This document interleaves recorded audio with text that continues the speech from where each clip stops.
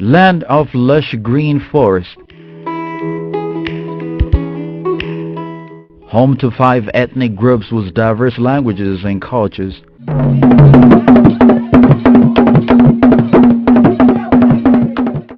Eye-catching brown rivers and several attraction sites, the state of Gambela. Gambela is one of the 9 states in Ethiopia. It is located between the Baro and Akobo rivers in the southwestern part of the country.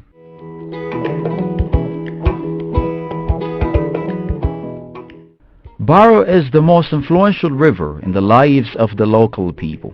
It is the source of food, drinking water, and delight. Here are the children.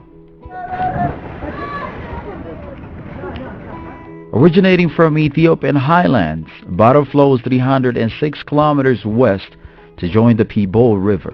The diverse and indigenous vegetations grown alongside the river have given the amazing charm for the watercourse. The slow movement of the river, coupled with its dark brown color, always grabs the attention of nature-loving people. Seeing children swimming in the river is common throughout the year.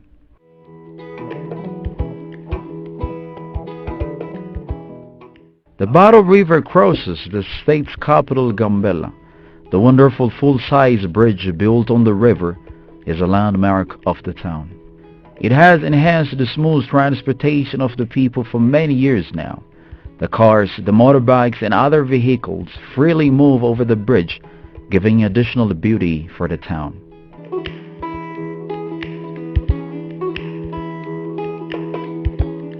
The state of Gambela is not only endowed with natural resources like the Baro River, it is also blessed with rich and diverse cultures of its people.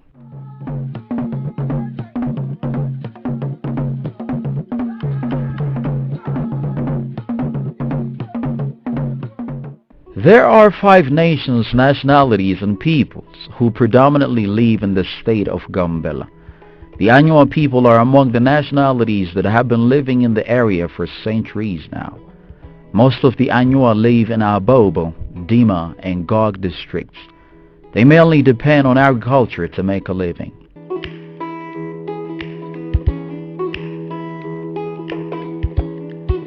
The Anywa people enjoy communal life. They share almost everything they own in their day-to-day life. Women are entitled to get pleasure from anything that men enjoy in their routine life.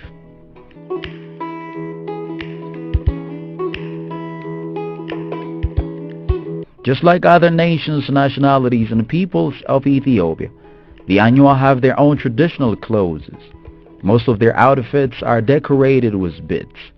Making jewelry from beads and sewing them to a fabric is really a tiresome work, as the beads are small and have very tiny holes.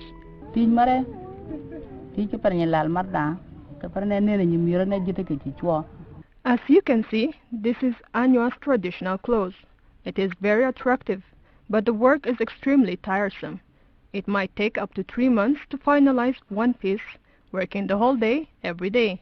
Mostly it is weaved for a young girl who is ready for marriage. The traditional fabric is worn on special occasions. After weaving, Anywa mothers give the traditional outfit to their daughters in the form of a gift. እንግዲህ እንደምታዩት የአኝዋ ባህል ልብስ ነው። እንግዲህ የተደረገበት ያለው ሁሉ ጨሌ ነው በጨሌ ነው። This traditional Anywa cloth is decorated with beads. This one is called alira. It is frequented by Anywa girls and mothers on top of a skirt. The goal is having an attractive feature for the outfit. And this one is a traditional belt made up of beads. Though they have different names, all are worn on the waist. This is modified bra for the Anywa women.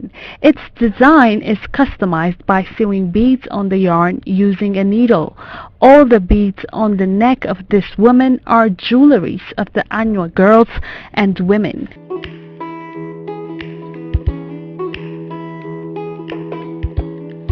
The Anywa women do anything they like on their body to make themselves attractive. They pierce their lower lip and use beads. It is their long-standing tradition. እቺ እንደምትመለከቱት አንዲት የአኝዋ ሴት የምታወቅ This jewelry is unique to the Anywa women.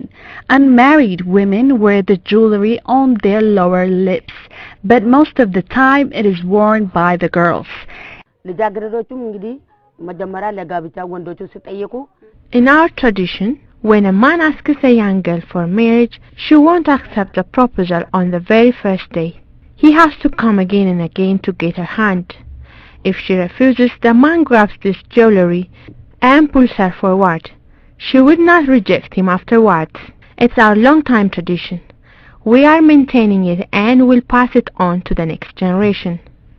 These are Anywa girls. They come together and discuss issues that matter to them in the wedding of their friend. The father of the bride also discusses with his daughter to make sure that she is interested in the marriage. If she is willing, preparation of jewelries begins. እንግዲህ አንዲት የአኝዋ ሴት ያገባች አገብታለች የምትታወቀው Any Anywa woman prepares a number of traditional jewelries long time before her wedding. If she is interested in a man, she gives one of her jewelries to him. Her mother has to count all jewelries of her daughter from neck to waist to identify whether she is interested in a man or not. If one is missing, the mother understands that her daughter has a lover. If not, the groom starts thinking about bridal price. So these are jewelries that any Anywa bride wears during her wedding. A mother fulfills every jewelry to give her daughter a better look. Like any other man in Ethiopia, bringing bride price is the responsibility of the groom or his family. So ahead of his wedding ceremony, the groom has to pay bride price according to the Anywa.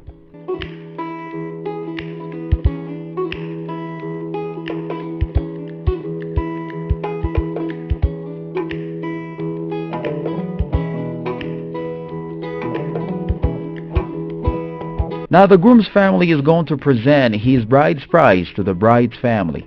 Upon their arrival, father of the groom asks who their husband-to-be is. He also asks whether they are capable of fulfilling the bride price according to the Anywa tradition. After reaching an agreement, counting bride price starts.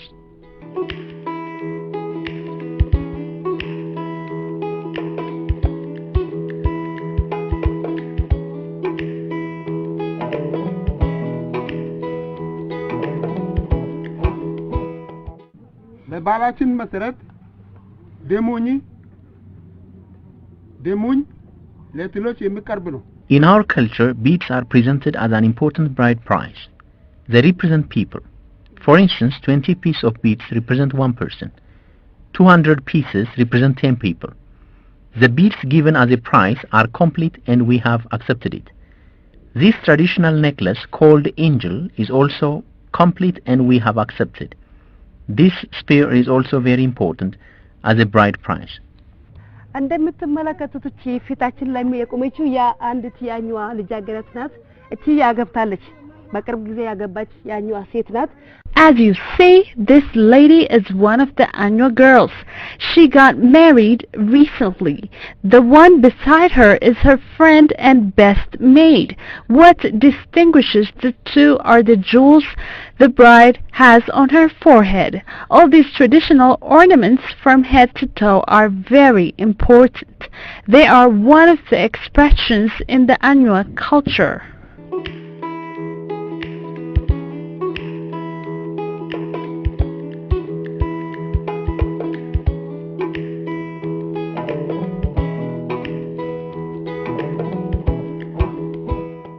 እንግዲህ ከጎና የምታዩት የሙሽራ ሚዜ ናት The young woman next to the bride is her best maid. She wears traditional jewelry for her friend's wedding as well. Anywa mother prepares jewelry to make her girls look good on a wedding day. That is why this girl has on all these traditional beads from her forehead to waist. She takes care of the bride until the end of the wedding ceremony.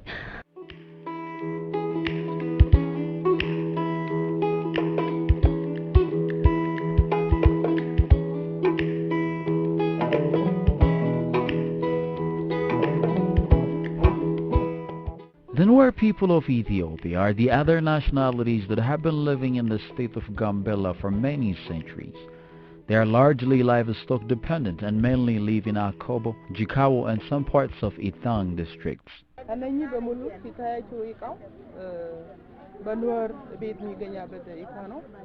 All these traditional equipment are available in any Nuer house. They have their own uses. This object is called lili, and it serves to store food and butternut. And this one is for serving food for men. This clay serves to cook. This one helps to store prepared foods at higher place. We use these spoons to feed children. Like the Anywa people, wedding has a special place among the Nuer community. When interested in marriage, a Nuer young man comes to the girl's village and stand. Following that, the needed girl and her friends come out of the house and discuss about the issue. Of course, both have to know each other in advance. As soon as they agree to marry, they go and tell families. Friends of the groom express their happiness by firing gun.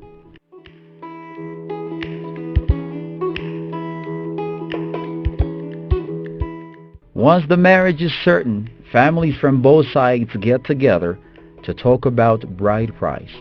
They sit facing one another. The numbers of these sticks represent the number of cattle that the groom's family has to bring as bride price. One stick represents one cattle. The families of the brides bind the sticks together to show that they have agreed on the number of cattle that the groom has to bring. These sticks are 45 in number. It is so because the bride's family asked the groom to pay 45 cattle as a reverse dowry. The number is high as she is an uneducated girl. If she is uneducated, it might be lowered to 25 cattle. Both families consented on the quantity. The bride's mother expresses her happiness by singing and dancing.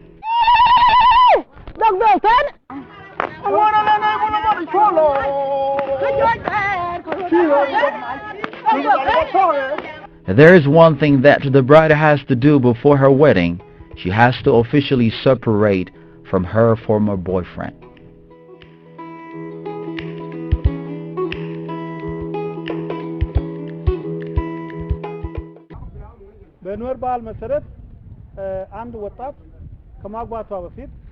According to the Nuer culture, a young girl might have an official lover. They might stay in such an affair until she gets married. But as her wedding arrives, she has to break up with him. At that time, she will give him a bracelet. This shows the two stages of relationship in the Nuer culture. On the wedding day, girls play and dance in group.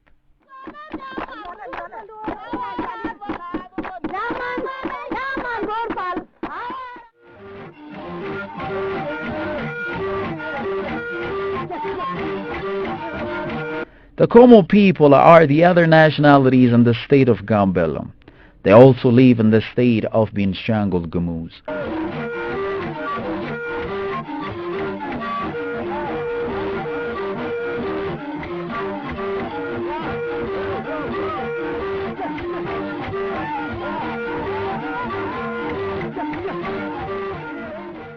The Como society has various traditional foods that have their own unique taste.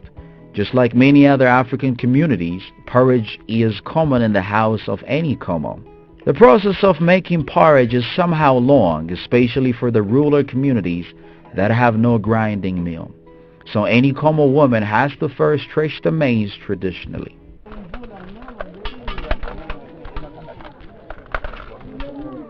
After threshing, the maize will be roasted slowly and carefully.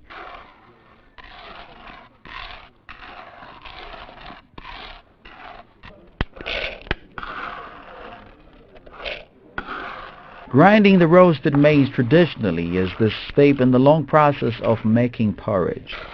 Only skilled women can do this work. The Como women are lucky enough to have such tough skills. This is the final step in the making of porridge, adding the powder of pounded maize into boiling water. After that, It will be stirred until it is thick. Now the porridge is ready for serving.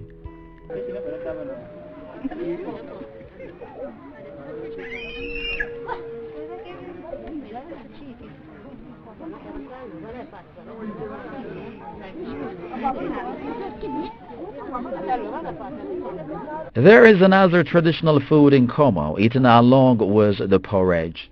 It is made by mixing up dried fish, butternuts, and other items.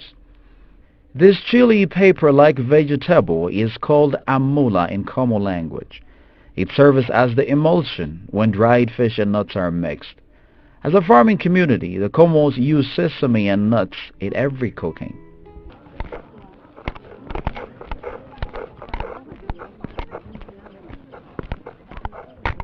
The Como people have 12 different traditional musical instruments. They use such instruments while dancing and playing.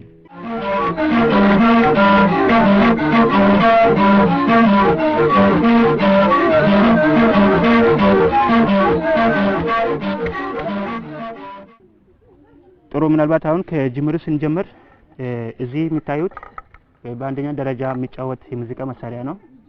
This traditional music instrument is called tish in our language. It has 3 sizes: small, medium, larger. All the 3 have similar sound. The other traditional music instrument is called oud. It has also 3 different sizes with similar sound. The next is called widaga. This traditional music instrument distributes sound to tish and oud. Just like tish and oud, it has 3 sizes with the same sound. The 4th music instrument of the 12 is called shangaluku, and the last one is bensi.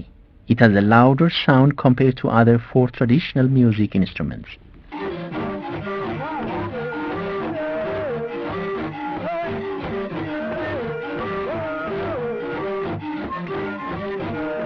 The Anywa, Nuer, Majang, Como, and Opo people of the Gambela state are committed to protect, develop, and preserve their cultures. The state government appreciates their effort of promoting their long-time tradition. እንደ አንድ ብሔረሰብ የሚታወቀው በራሱ ቋንቋ የሚናገር ብሔረሰብ መኖር አለበት።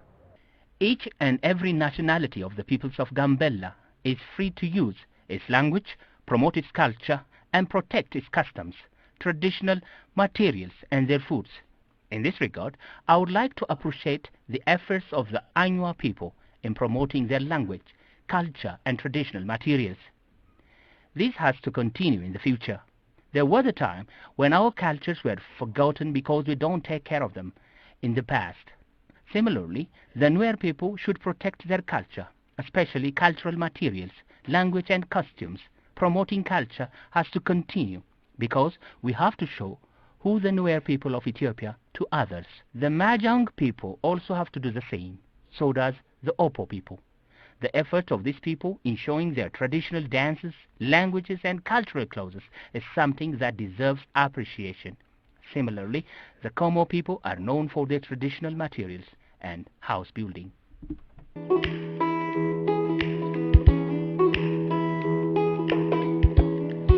ብዙ ስራዎች ይተበከብናል እንደ ክልል ማለት ነው። በተለይ የራሳችን ቋንቋዎች እስከ ዩኒቨርሲቲ ድረስ ገና አልደረሱም። As a state, we have a lot of things to do, especially in teaching our languages in the universities. Language is one of the identities of any nationality, and it has a big significance. They have to be taught in the university with high standard. It's our responsibility to do so. The other thing is, we don't have museums in the state of Gambella. Our cultural heritage should be kept in museums in an organized manner. We are working towards this as well. Tourists have to have an opportunity in which they could find our cultural materials at one place. It is a responsibility of all of us. The state of Gambella is blessed with rich and diverse cultures. Promoting such cultures to the local and outside world will definitely build Ethiopia's image. For that to happen, the people and the state of government are working hand in hand.